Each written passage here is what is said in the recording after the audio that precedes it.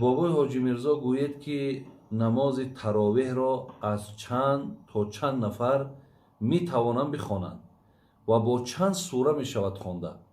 نماز تراویح برادران عزیز و گرامی از زمره سنت های تأکیدی هست. یعنی اگر ما نماز تراویح را اگر نخوانیم، البته برادران عزیز ما گناهگار میشیم، زیرا این هم از گویم سنت های رسول اکرم صلی الله علیه و سلم با سنت های رسول الله با کردار پیامبر و با کردار اصحاب پیامبر ثابت است. از این لحاظ ما نمیتونیم که نماز تراویح را ترک کنیم یا اینکه نماز تراویح را از 20 رکعت کم خوانیم. ولی در عدد نفرهاش امروز که از بس که این وبایی که تمام سراسر عالم گرفته است و مردم همه در داخل خانه هستند، شما در داخل خانه هم میتونین تنها هم باشین خواندش میتونین، همراه فرزنده هم که باشین، همراه خانواده هم که باشین.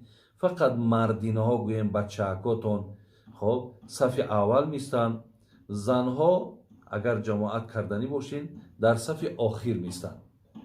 با همین طریق یکی از شما مقصد از مردها یکی پیش می‌دارد و نماز تراویح را دو رکعت هر سوره را که میخوانین خواهرها و برادر عزیز اجازت است. ولی اگر خواهرای ما علاهیده هم که خوانند این ده هم رخصت است. خب اگر شخصی گناهگار توبه صدقاً کند، سوال دیگر، ولی در سرش فکرهای بد آید، از کارهای پیشترک کردش، آیا گناهگار می شود؟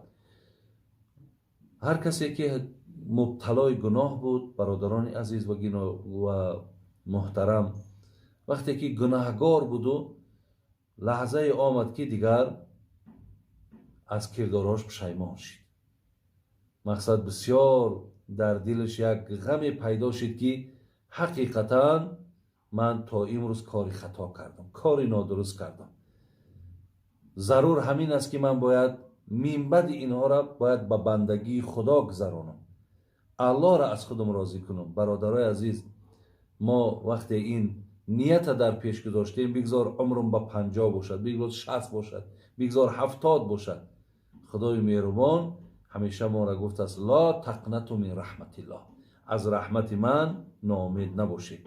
و الله مهربان ما را به توبه کردن دلالت کرده است که اگر شما توبه کنید، التائب من الذنب کمن لا ذنب له. پیامبر میگه کسی اگر گناه از گناههای کردگیش پشیمان شود، توبه کند، مثل کسی هست که گناه نکرده باشد.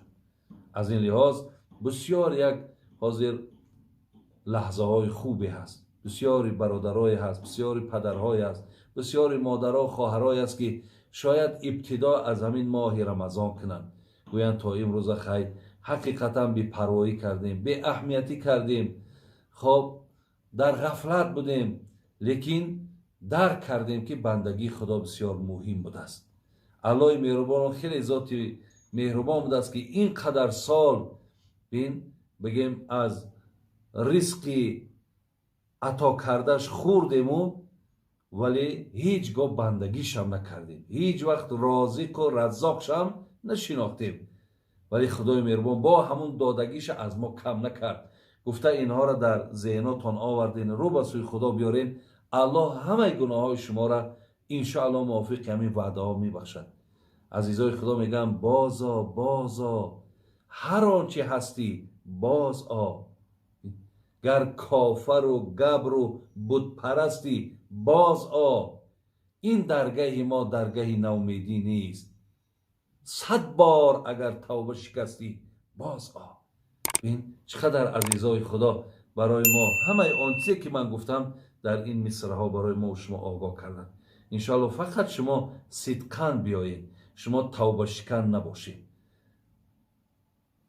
برای شما انشاءالله قبول است. در دوام سوالش گفته است آیا فرق از نجس یا نجیس چی فرق دارد؟ اینا همه مرادفند برادرای عزیز. خب یعنی نجس، نجیس، خبث، خبائث، ریجس، همه اینا معناش فقط به ناپاکی، ба ҳаминҳо далолат мекунад. Ҳамаё муродифанд. Инҳо ягон фарқи байни якдигар надоранд.